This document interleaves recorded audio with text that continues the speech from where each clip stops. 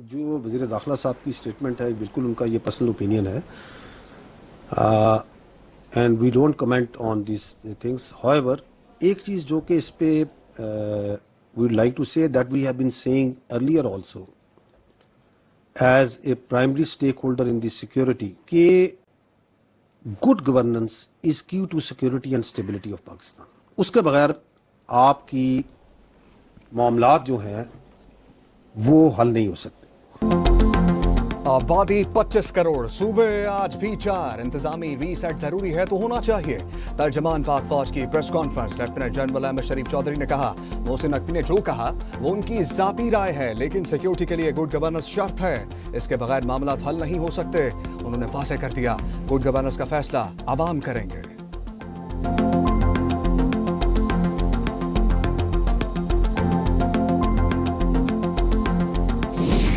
It has to do, a lot also has to do with the clarity that the state of Pakistan has, because these terrorists and their sponsors have come to understand कि अब इनकी कोई appeasement की गुंजाइश नहीं है, अब इनसे कोई बातचीत की गुंजाइश नहीं है।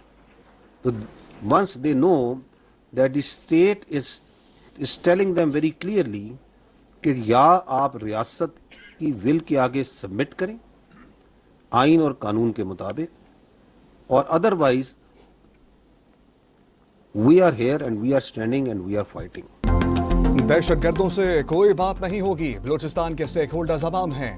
डायरेक्टर जनरल ISPR की press briefing, lieutenant general Ahmed Sharif ने कहा, दहशतगर्द हालात खराब करते हैं फिर कहते हैं बलूचिस्तान हाथ से निकल रहा है, पुल और सड़कें तबाह करके कहते हैं तरक्की नहीं हो रही। दहशतगर्दी में कबायली सरदार भी मुलव्वस हैं, उन्हें इस्तेहसाली निजाम चाहिए।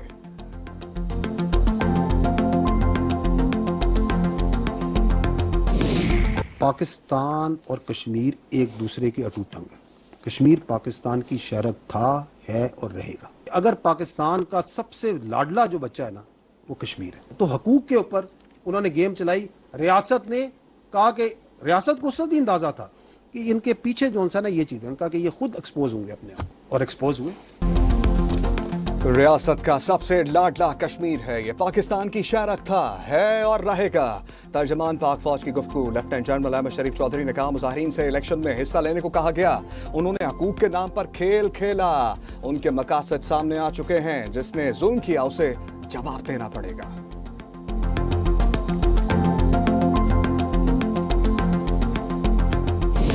If you talk so lightly and so easily and so loosely about this, तो I would say कि ये नाकाबिले फहम। और फिर उस तकरार को आप आगे ले जाके उसमें कारगिल की बात करते हैं, तो जो आपके बहादुर बच्चे उधर जाके वतन का दिफा करते शहीद हुए, जिन वो बातचीत करते हैं कि डेड बॉडीज़ की उन्होंने बात की, उनके जस्ते खाकी की बात की, तो उनकी शहादत के बारे में आप ये बात करें और आप वो बात करें जो कि हिंदुस्तान के जिस बयानिए को चलाना चाह रहा है। It's a little difficult to understand why would this be said.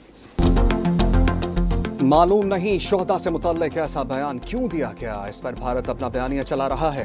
Lieutenant general Ahmed Sharif Chaudhary का सहाफ़ी को जवाब, तर्जमान फौज ने कहा, शहीद की दलेरी का किसी को फहम नहीं हो सकता, शोहदा पाक फौज के लिए रीढ़ की हड्डी हैं। सियासतदानों से कहता हूं कि ऐसी बातें करने से गुरेज करें।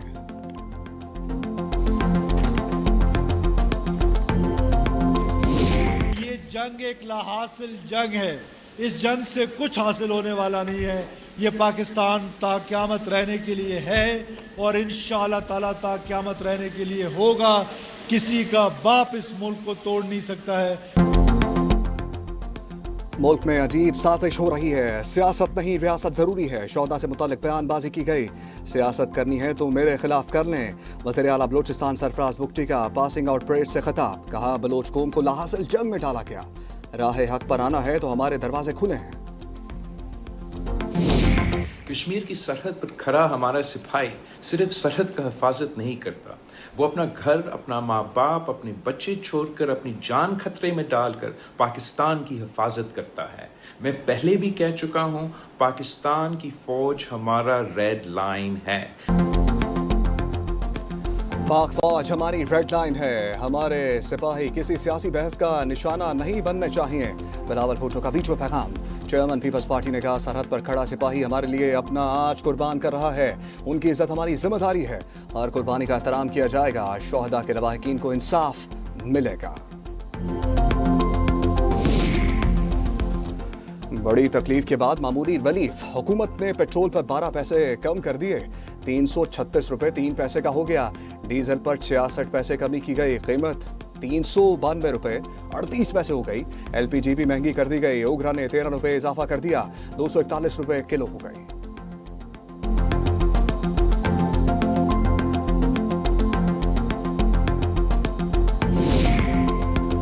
कोयटा सोरेंज में कोयले की खान में धमाका, मजीद 8 लाशें निकाल ली गईं, 34 अफराद जाँ बहक हो चुके, दीगर की तलाश जारी है। 42 अफराद दब गए थे, गैस भरने से धमाका हुआ। वज़ीर आला सरफराज बुगची ने रिपोर्ट तलब कर ली, हादसे पर वज़ीर आज़म का इज़हार अफसोस।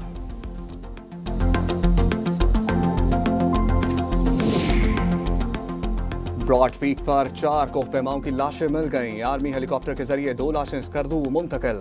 बर्फानी तोदा गिरने से 10 अफराद की टीम लापता हो गई थी, अमरीकी, नेपाली, चीनी, ओमानी और पाकिस्तानी कोहपेमा सुहेल सखी शामिल।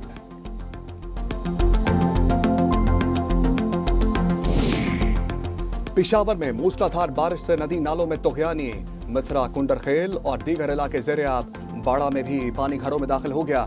स्वाबी और लंडी कोथल में मुतादिद मकामात पर सैलाबी वेले, नारान में क्लाउड का खदशा, झील सैफल मलूक रोड बंद कर दिया गया।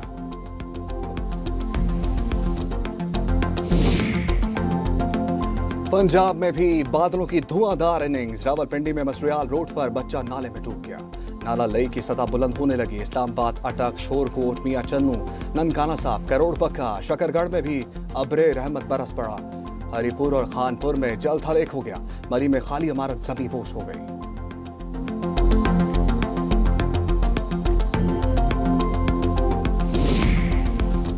हमास ने हथियार फेंक दिए, बोर्ड ऑफ पीस से मुआहदा कर लिया। अमरीकी सदर ने कहा, हमास के गैर मुसल्लह होते ही इस्राईली फौज का इनखला होगा, आलमी इस्तेहकाम फोर्स और फलस्तीनी पुलिस जिम्मेदारी संभालेंगे।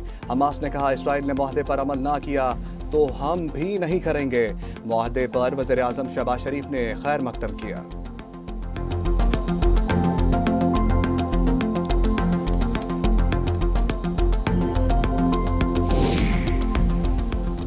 ईरान का एंटी एयरक्राफ्ट वेपन सिस्टम नाकाम हो चुका, हम शदीद हमले कर रहे हैं। अमरीकी सदर की मीडिया से गुफ्तगू, ट्रंप ने कहा, किसी ने नहीं सोचा था हमास को गैर मुसल्लह करना मुमकिन होगा। मुआहदे पर इसराइल बेहद खुश है, ये अमरीका का सुनहरी दौर है।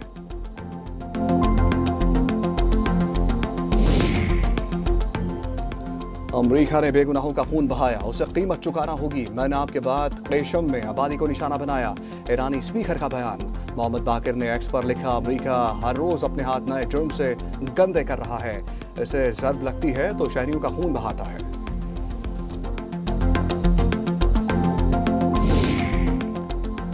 सऊदीया की क़यादत में आलमी बहरी दिफाई इत्तेहाद कायम, पाकिस्तान, तुर्की समेत 14 ममालिक शामिल हैं। बाबुल मंदब, बहर अहमर और खलीज अदन का तहफ़्फ़ुज़ किया जाएगा। मुश्तरका एलामिया जारी कर दिया गया, इत्तेहाद का हेडक्वार्टर सऊदी अरब में होगा।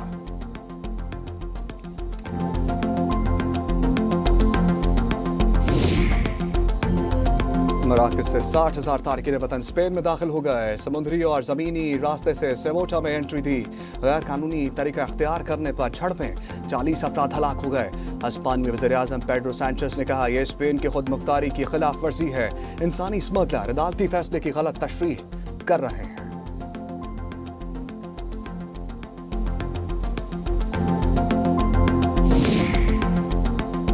और कॉमनवेल्थ गेम में जेवलिन थ्रो का फाइनल कुछ देर बाद होगा। टाइटल के लिए 12 एथलीट्स मैदान में उतरेंगे। कौम की नजरें अरशद नदीम पर लग गईं। अरशद नदीम ने कौम से दुआओं की अपील कर दी।